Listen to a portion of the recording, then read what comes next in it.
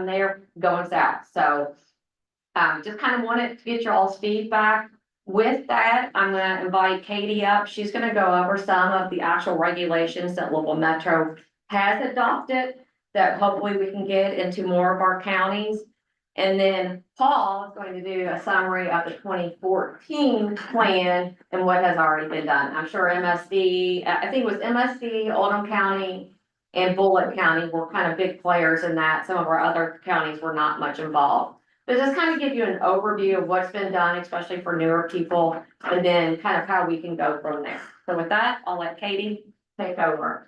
Thank you for the introduction. Good afternoon. I'm Katie Deaver with the Louisville Metro Office of Planning, and I'm going to give a quick recap of what we've been able to accomplish in the Floyd's Fork area in Jefferson County with our new special zoning overlay district regulations. Next slide, please.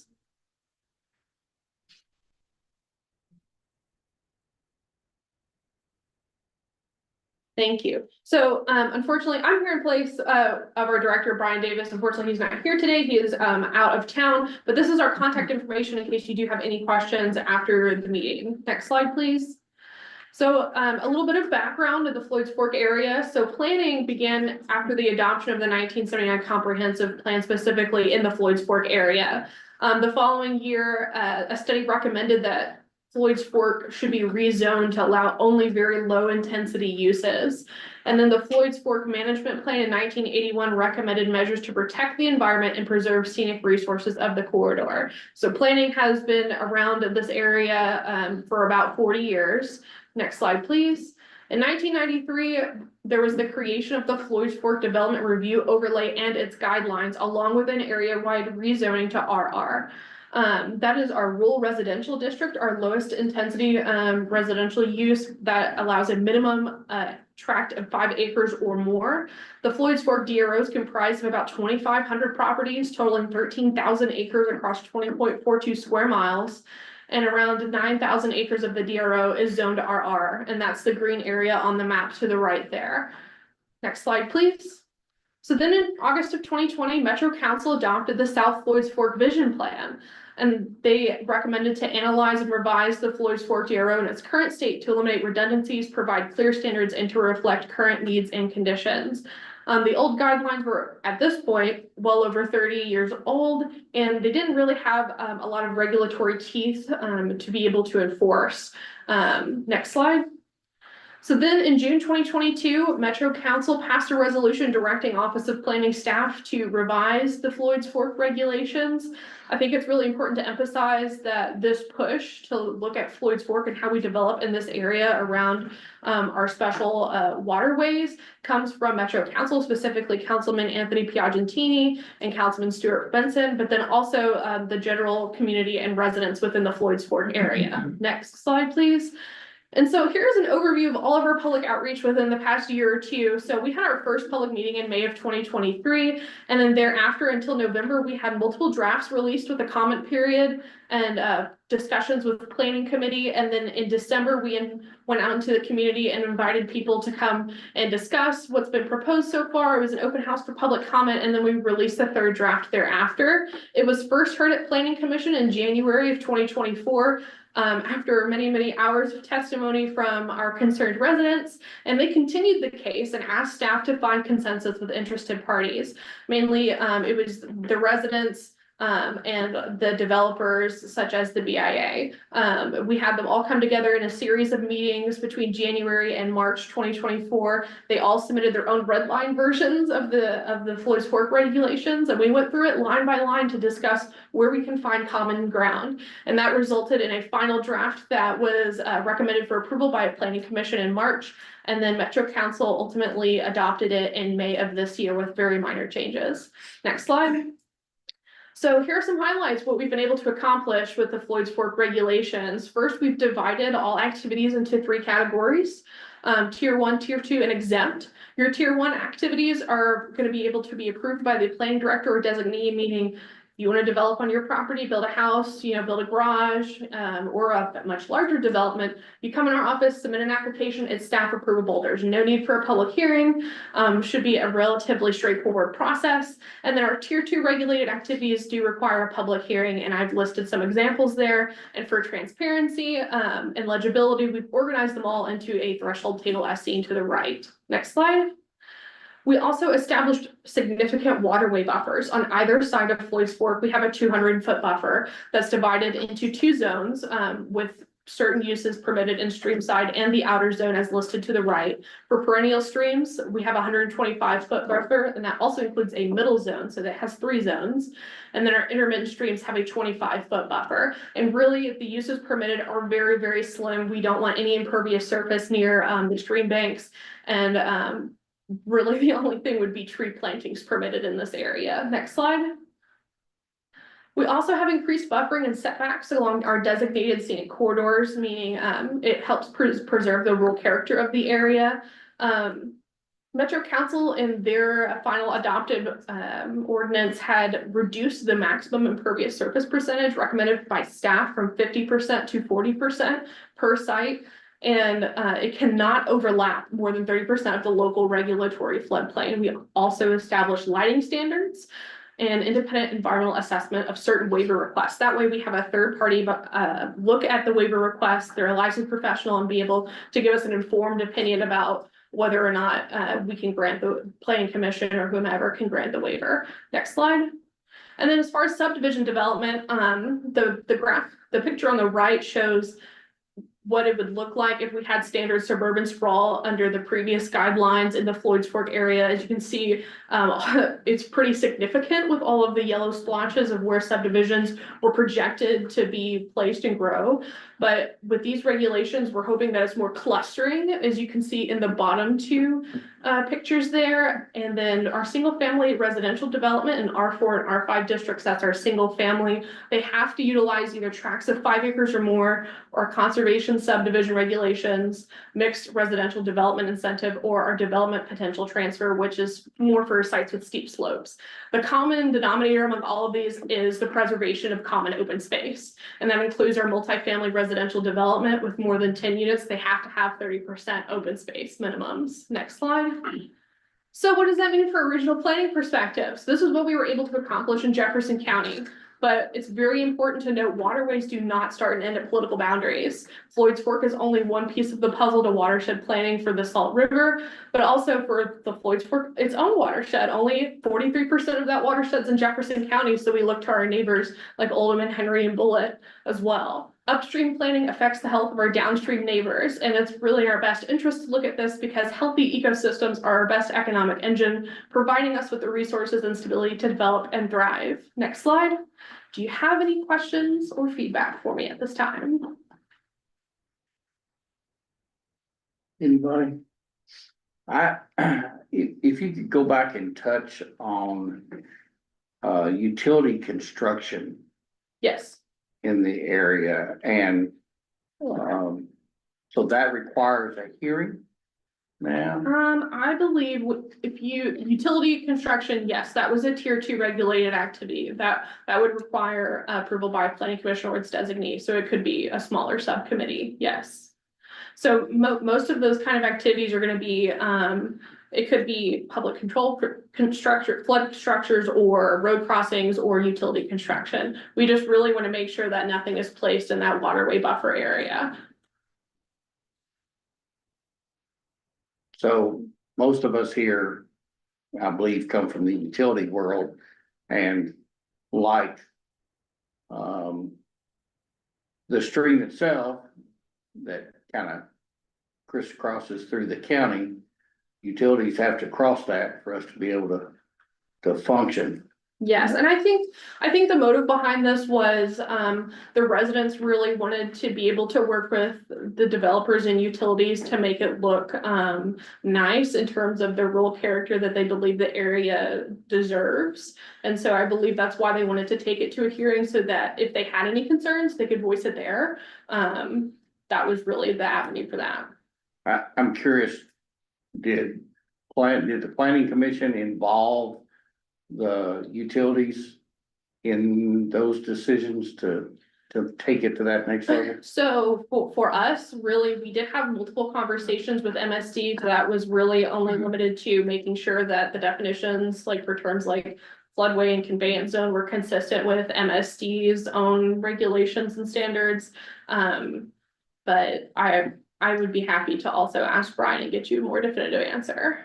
I know part of what we're doing, Russ, like on the larger subdivisions that have a lot more clearing, is incorporating part of that utility plan as part of that subdivision approval. So it's, Gotcha. when they get the review, it's a little more all encompassing. Right. I don't know, you're all doing the same, David, or not?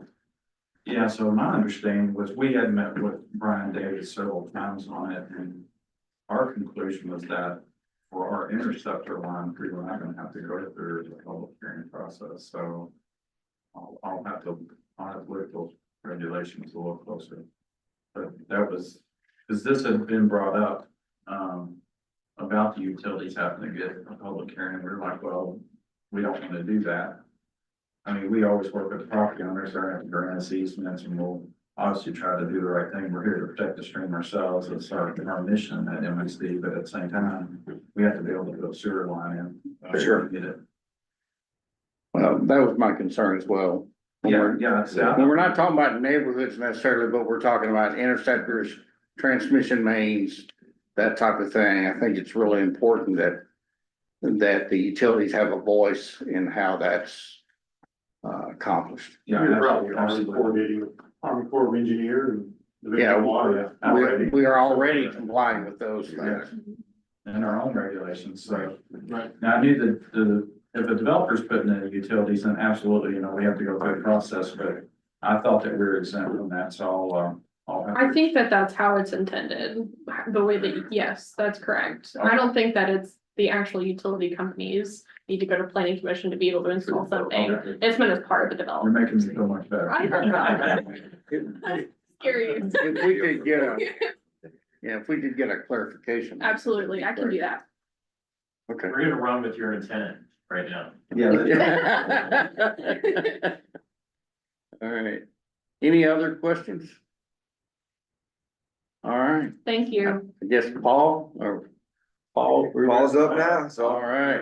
Paul's floor. Is it all right if I come up there? Yes, sir. That way I can, make us crane his neck the whole time.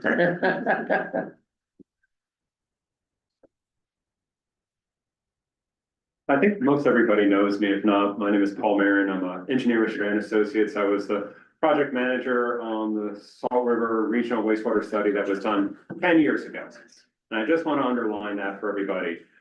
This presentation I'm giving was the last presentation I gave on this project. And as you can see, it was nearly 10 years ago, about 9.5 years ago. A lot of things have changed since then. When this project was started, like the Parklands in Eastern Jefferson County, only phase 1 had been open for about a year. We didn't get nearly as much stuff from Amazon, things like that. But a lot of things haven't changed, and a lot of these conclusions are still valid, I think. And it's interesting to me about how when you make plans, what actually turns out to be. If you got any questions, feel free to interrupt me, but otherwise, I'm just gonna walk us through what I did. Here's the pointer. Oh, the green button is the pointer. And So things we're gonna be covering today is a refresher on House Bill 26. That was the enabling legislation that started this whole study. Some background on the work group that was formed to investigate the scope of a project, the alternatives we looked at, the sensitivity to future regulations. That was something very, very important to everybody involved, was that we knew regs would be changing, more stringent regs would be changing. We needed to consider future cases, public meetings, recommendations, and then questions and comments. So House Bill 26 was passed in June 2001. It allowed for the formation of a commission for wastewater conveyance and treatment for any entity in Bullitt, Hardin, Jefferson, Meade, or Oldham County. And the intention there was that this commission would own conveyance or treatment infrastructures. Your local sewers would stay with the entity that was already owning and operating them at the time. So some background on the work group, everybody in those 5 counties was invited and about half of the eligible entities participated. Bullitt County, Shepherdsville, Mount Washington, Louisville MSD, OCEA, Oldham County Fiscal Court, they formed the work group that served as our stakeholder group. Funding came from those work group members and Division of Water. And I really want to stress another thing. This was a very preliminary study. The analogy I would use is we were dipping our toe in the water to see if we wanted to go ankle deep. You know, very high level overview to look at potential benefits of pursuing a commission. So this is a very quick review. You can see the watershed outlined here, the 5 counties that were eligible, and the service areas of the entities that participated. As you see, it covers most of the eastern portion of the watershed, but we didn't have any participation from Hardin or Meade County. Overall covered about half of the geographic area. Okay, so we had a pretty big scope of work on this. We were supposed to touch on a lot of things, and with it being a preliminary study anyway, we touched on them all, didn't go super deep on anything. We got a lot of information from the work group members about what they had, what their plans were, where they were going. We looked at future population projections for 2020, 2023, 2024, looking at existing flows, future flows. We prepared a draft report at about the 30% mark. We met with the stakeholders, the work group. So this is what we're seeing. These are the alternatives we were recommending to evaluate further. They agreed with those in the summer of 2014. We proceeded to evaluate that. We looked at the impact of future regulations on their existing planning and future planning. Funding sources, a lot of outreach to the public. That's when I think about this project. What I remember the most is giving this presentation all over Oldham, Jefferson, and Bullitt County. Like, it was still burned into my brain 10 years later. We did outreach and then finished the report almost a year later from when we started. Okay, so there were 3 alternatives evaluated. This is a quick summary of them, and then I'll go walk through each one of the alternatives that we looked at. The first was to consider just doing the existing plan, and that was going to work out to 8 regional plans and I believe 23 package plans. A sub-regional plan that looked at opportunities for pockets of cooperation that would end up with 6 regional plans and no package plans, and then a regional solution, 2 large plants, no package plans.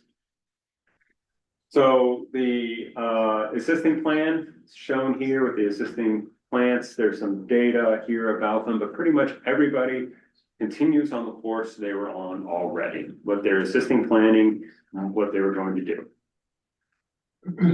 Based on the plans that were prepared, we compiled all that, that would have had a cost of $191 million. Those are 2014 dollars, by the way. All right, option 2, this is where we start looking at some regionalization opportunities. We decommissioned the KSR and Ohio River plants in Oldham County. Everything would go to the High Creek area in northern Jefferson County, southern Oldham County. Floyd's Fork, Cedar Creek would stay where they're at. Portions of southern Jefferson County would flow into Bullitt County for treatment. We would construct a new treatment plant in this area to convey flows from northern Bullitt County, a portion of Jefferson County. And, you know, basically the way to think about it is we have these pockets of regionalization and cooperation. When I would think about this back then, I would just imagine it that everything in the north is kind of staying together, everything in the middle is staying together, everything in the south is staying together. And this had a cost of $294 million. And what I'd like to point out is if you look at the breakdown of the cost, about a third of it is going to conveyance infrastructure, getting the flow to the plants. 2/3 is going to treatment infrastructure. Just kind of keep that in mind. Then we had our regional alternative 3, a regional perspective. Similar story in Oldham County and northern Jefferson County with the taking off of plants in Oldham County. Then we would convey flow south, take down, decommission the Floyd's Fork treatment plant, turn that into a pump station, decommission the Cedar Creek treatment plant.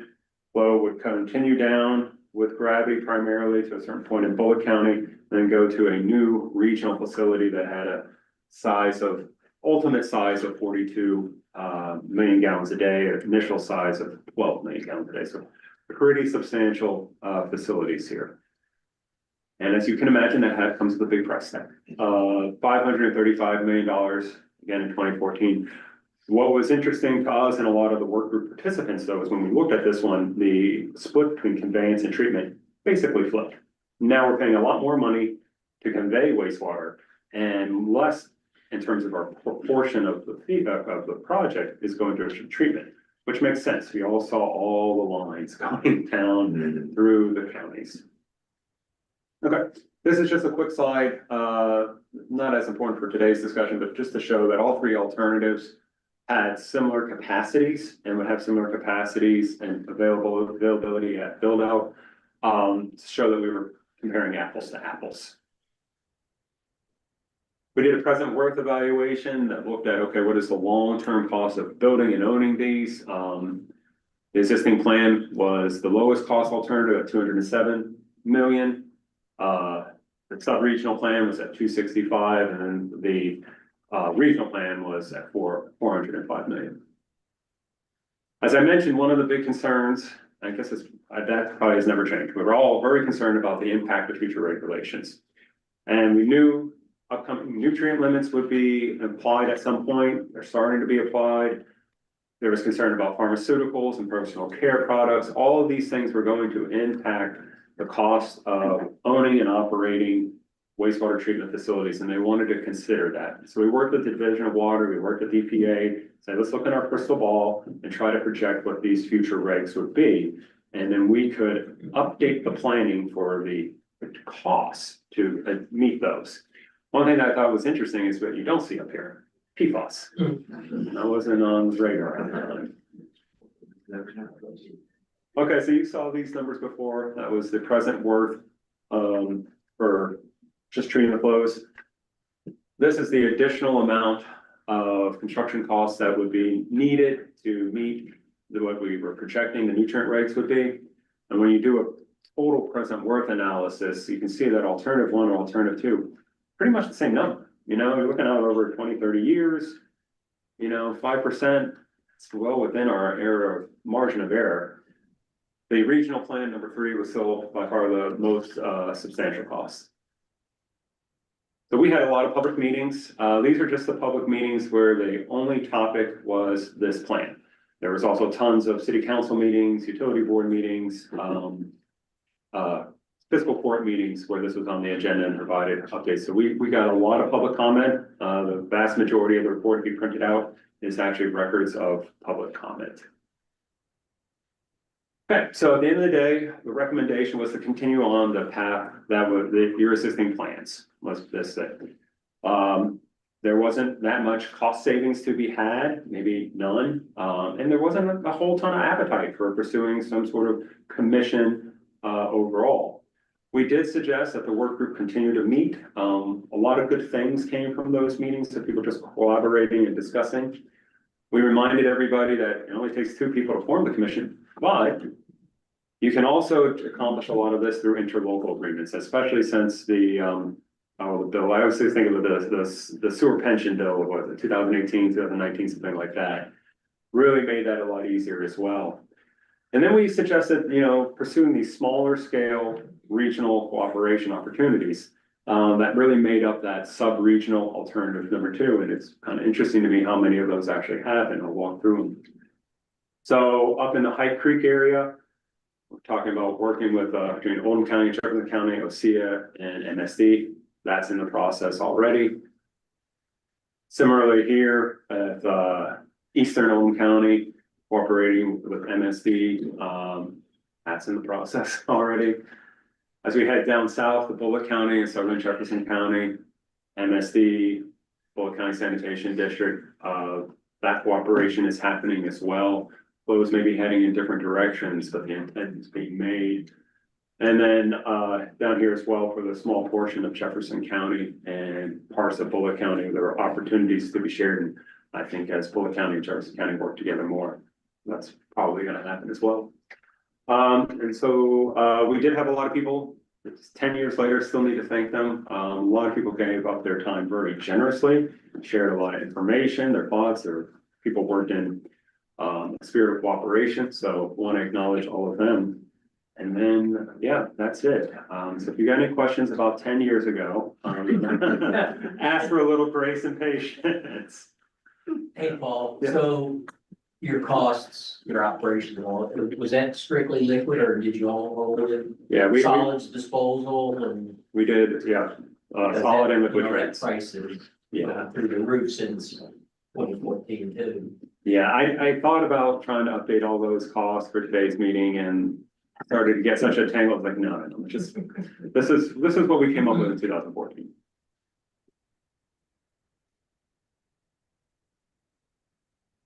Thanks, y'all. Thank you all. All right. So I guess from you as a regional water council. I need something to take back to the regional planning council on recommendations coming from you. That you see where this plan was a benefit 10 years ago, we don't want to revisit it, we think you'll make more of an impact if you all focus on your development regulations or your zoning regulations. Or, hey, this is something we're interested, again, we need to make sure that we're moving forward in the right direction for the future for all of our counties in the KIPDA region, and we want to study it more, or think about it more, discuss it more. I need some feedback from the Water Council on how the Regional Planning Council can move forward and how they can make the greatest impact for our community with recommendations. That makes sense. What is the focus of the transportation committee? Are they getting involved in that same No, study? Okay. no. So this was brought on from Brian Davis, presented this to our Regional Planning Council. Hey, this is what Louisville's Metro is working on. We think as a region, we probably all should be working on some new regulations on our zoning. Most zoning regulations wrote either in the 60s or the 80s, and a lot of them haven't been updated. I know, speaking from experience in Bullitt County.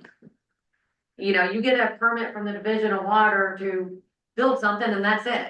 So they're not looking at any type of additional buffer like Louisville Metro is.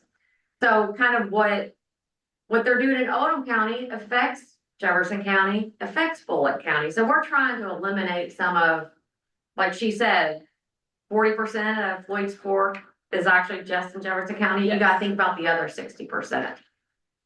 So we as planners are trying to plan for the future and protect our watersheds that we have.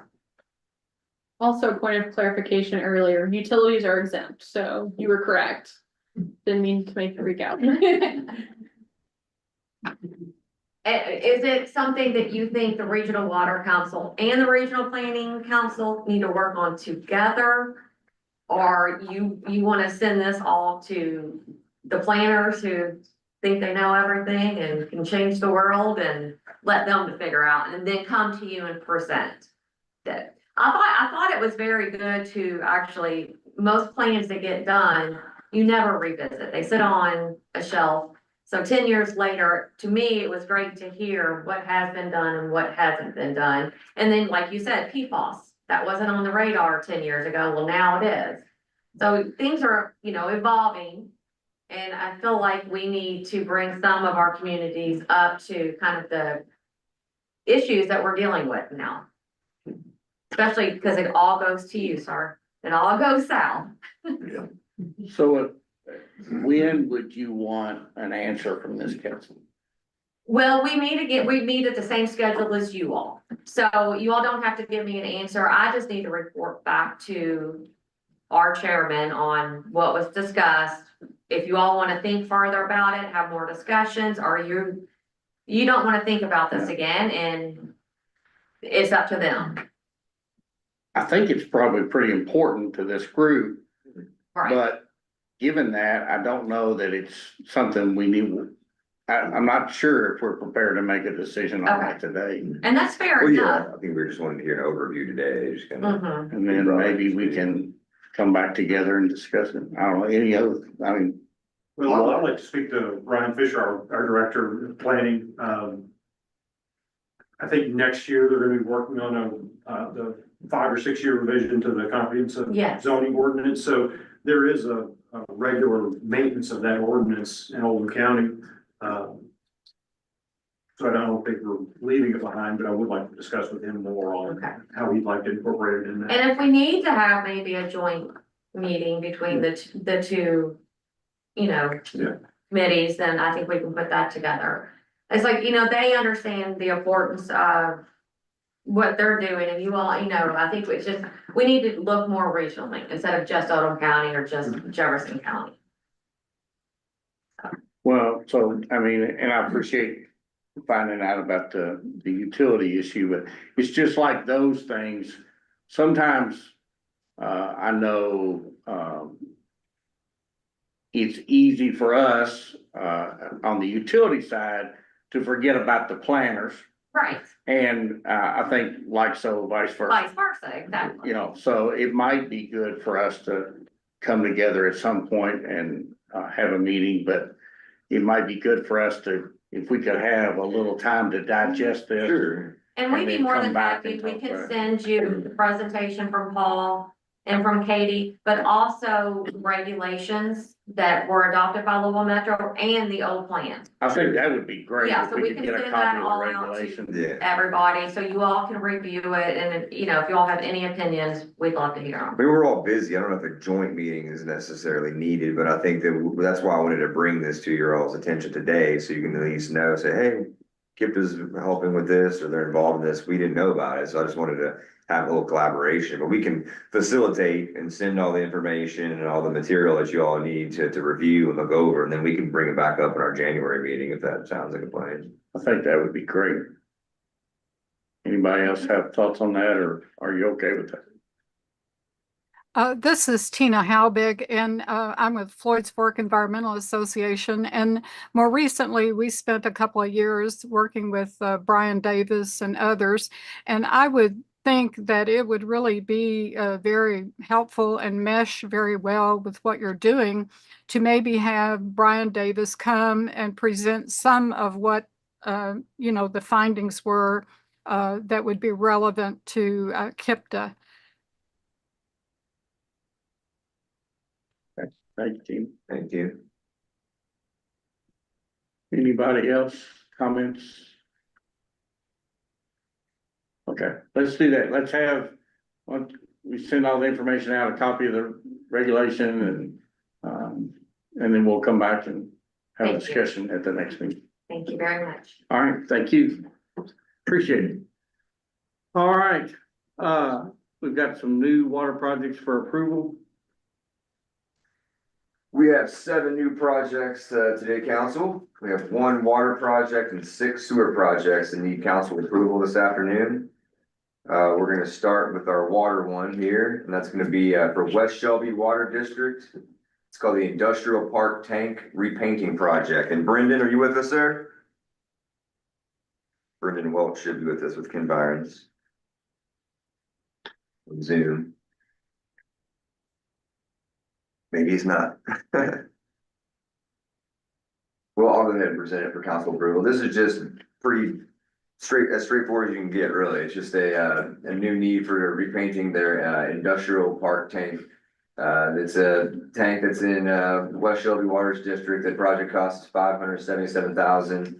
As you can see, it's just consists of repainting the interior and exterior of the tank. It was last coated in 2008.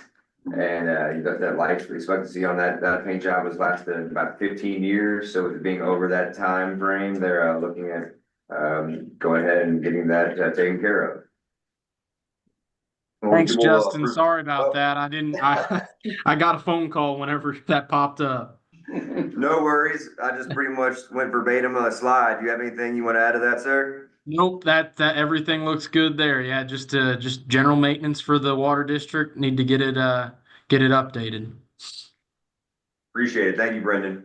we'll take all these approval at the end.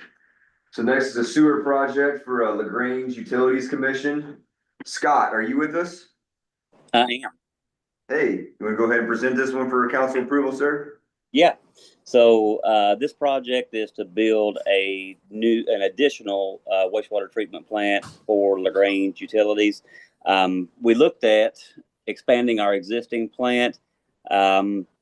Nutrients became an issue when we kind of looked into that, and cost-wise, we could build an additional plant cheaper than we could reconfigure our existing plant. Plus, this gives us, we're separated by the interstate and the railroad, so this gives us a option on the north side of all that.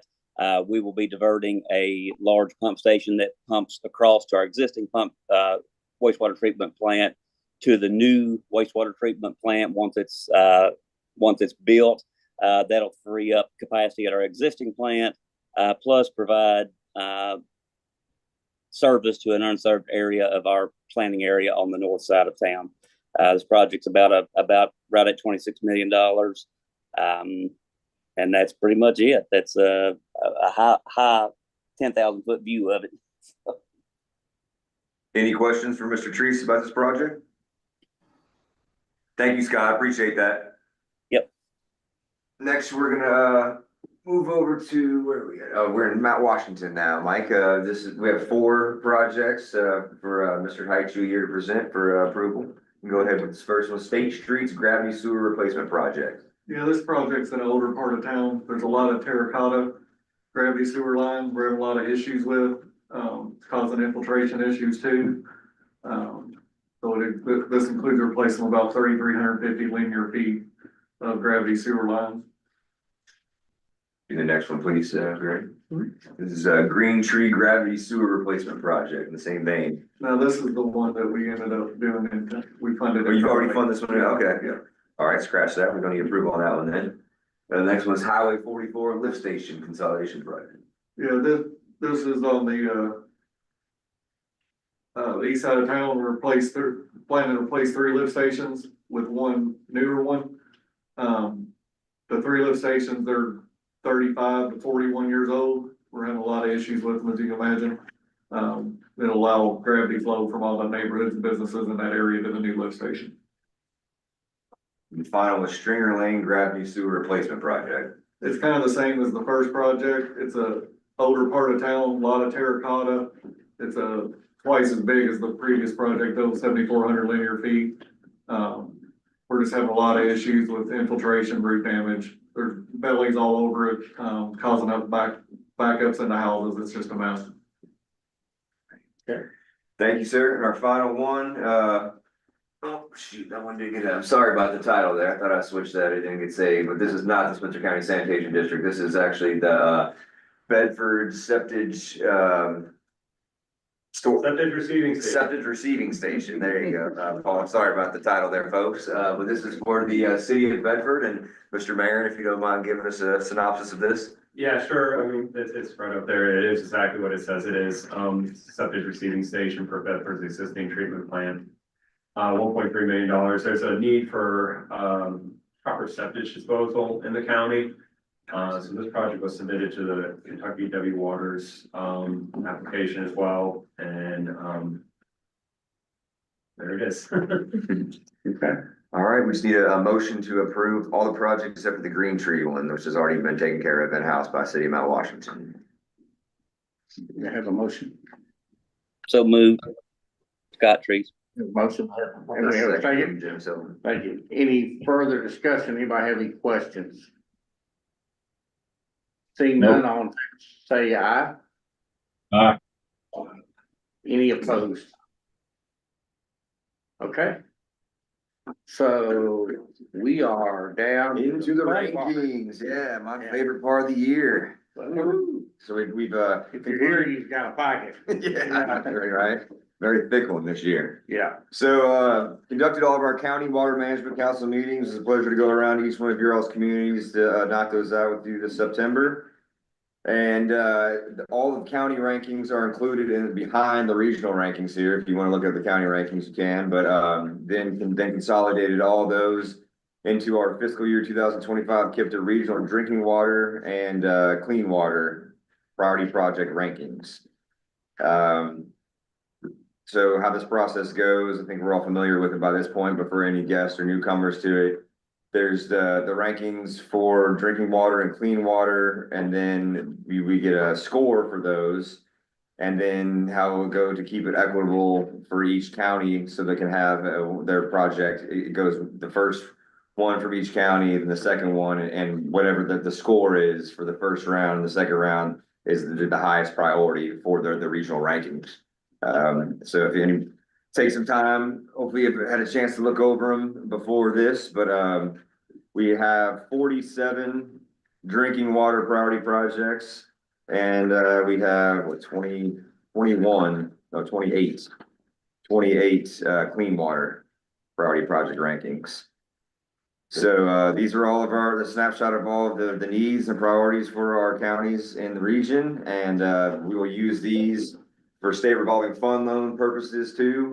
The higher the rank for the county and for the region, you get more points in your scoring criteria for the state revolving fund loan, and the Division of Water scores and ranks those. So that's high importance for anyone seeking state SRF funding. But I'll entertain any questions if anybody has any questions. One question on, I guess, item 20, we got more lane. I thought in Bullitt County, we were gonna try to replace that with Highway 44. Whenever we had the Bullitt County, that was where the judge wanted to up that project in the ratings. Number 20. Yeah. And then 44 was where, because 44 is in here too, isn't it? Projects are, it's ranked for 34. 34. Shepherdville Road, water main extension. Like Okay. flip flop those two. Those two, all right. So we need Shepherdsville to be 20 and then Moore Lane to be 34. Okay. Isn't that right, David? Right. Okay. So we're looking at blocking those two. Correct. And then I'll correct that in the Bullitt County rankings as well. I might ask, does anybody have any questions on the process, the ranking process? But it's been pretty much the same for the last several years. Okay, that's good. I want to make sure everybody was clear on that. So Jeremy, for the Bullitt County water, we're gonna make Shepherdsville number 4 and Moore Lane number 7, correct? Gotcha. Thank you, sir. Appreciate that. Other questions on the rankings?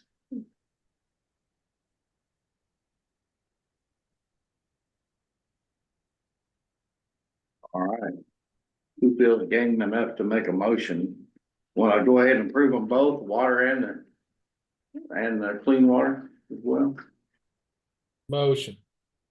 Anybody? Got one minute. Yeah. Scotland, second. John Scott. seconded it. Okay, Scott made the motion and then Judge Ogburn seconded it. All right, thank you both. Any other questions? Seeing none, all in favor, say aye. Any opposed? Perfect. This gets easier. Go back, Jared. You wanna go back to 2001? I don't know. All right. Perfect. I'm cursing a lot at my desk while I'm doing it. I know that much. It's easy when you present them for approval, but it takes a while. But I'll make sure I update that, Jeremy, in Global Water. You have a coordinator's report? Man, not too much today. No, I really don't. So SRF season's upon us. I'm gonna be getting with all of you. If you have any projects that on this list in our rankings or outside of this that you need help with SRF funding for, the deadline for that is Monday, December 16th. So, my time has become way more available now that these are finished. So I'm here to help out with facilitating the SRF projects in any way, shape, or form. Been working with the Environmental Finance Center from Chapel Hill, North Carolina, who is really eager to get into our state to help us out with funding, projects from, small to mid-sized systems that need some assistance with SRF. I think I've already reached out to plenty of you all, working with the Mount Washington, Taylorsville, the Grange, the Pendleton project up in Henry County was a big one for we're trying to get funding for too. So if there's any needs to kind of do a financial checkup, to prove to KIA that you're in a good place to take on a loan and that your financials are in order, they can kind of do that for you for no cost, get pro bono assistance there for you all. So that's on the table. They are getting busy this time of year though, with already being in the season. But if we can get a meeting with them, that kind of sets the stage for it. And then I'd be happy to facilitate and get a meeting with Division of Water. Russell Neal is now with KIA, but they're hiring someone to take his position to fill that capacity to do the scoring of these SRF projects. I always think it's very advantageous for us to get in their ear early so they don't just see the project when it first comes across their desk in January or February for the first time and they just have nothing, no skin in the game. They don't really know what's going on or anything. It's just another project. But if we can talk to them, work with them, make sure that you guys get all of the anecdotal information to them and make sure that you get a strategic plan, asset management plan, asset inventory, all that squared away. Those are huge points that can get you, and we don't want to do this just in vain. We don't want it to be a moot point just to throw it at the wall and hope it sticks. We want something to already be all boxes checked, everything looked at and considered. So you will definitely get invited for the funding. So I can set up those meetings. I can review your projects, but if I don't get them from you all, it's just gonna be a shot in the dark. So Justin, please can you help me out. clarify December 16th is the deadline to submit the application or to get to you? That's to submit the application, and the mapping will have to be in preferably 2 weeks before that, So because that is a reminder, please do not wait until December 16th to send projects to Justin. the likelihood of them getting invited for funding is very low if you do that, but yeah. But if we start working on them now, you got a good shot. So yeah, just remember the mapping is usually due a couple weeks ahead of time, because if there's any changes in the mapping, we have to, Brian Lloyd, my coworker colleague over here, does the mapping. So we don't want to be scrambling last minute. We want everything to be in it ahead of time, because KI has certain dates they have to check it in. So we can't wait till last minute. You might miss that check-in. Okay. That's all. I guess cleaner water too. We just got to reiterate one more time. One of the only area development districts in the entire state that didn't lose a single dollar of our cleaner water grant funding. So it's all staying here in our region. Every project is under assistance agreement. Take a lot of pride in that. We worked really hard to make sure that happened. But now we need to get to work, because those funds need to be expended by the end of 2026.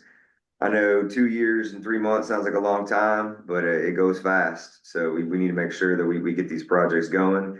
So if I'm pretty slammed too. So if I hear from me for a couple weeks, reach out to me, say, hey, where are we at with that? And we're always here to, help you get that. But we want all these projects going in your all's community as soon as possible, getting under construction. Okay. Justin, if I might add that anyone who's interested in PFAS Forever Chemicals, that on October the 28th at 7 p.m. in Louisville, Kentucky, we will be putting on a grand event with the famous attorney and author Rob Balott, and also bringing in an expert from North Carolina, as well as 2 U of L researchers who are focusing on health effects. And we do have a Zoom link on that as well. And I can send that to Justin. Maybe he could send it out to people. I would be happy to do so, Tina. Thank you. Anybody else have any updates, anything you want to let the council know about? I would say a lot of folks, I think, have applied for the Kentucky Waters loan/grant program through KIA. And so at the KIA meeting last week, we had approximately over 150 applications for that. And so staff is currently in the process of reviewing those and making sure the applications are complete I think there were a few they said that needed, there were some minor things that they needed, to be completed. And so if KIA has reached out to you on a Kentucky Waters application, please don't sit on those and make sure that you've responded to KIA and gotten your information back. Russ, did I hear that right? $650 to $675 million in projects out of those applications. That's right. Wow. Yeah, that's, to my recollection, that's about what she said. It was a lot more money applied for than what we have, so. So I believe the board, the board's gonna try to approve those at the next meeting. We have to have those, you know, there's a deadline to have those back to the legislature, I believe, early December.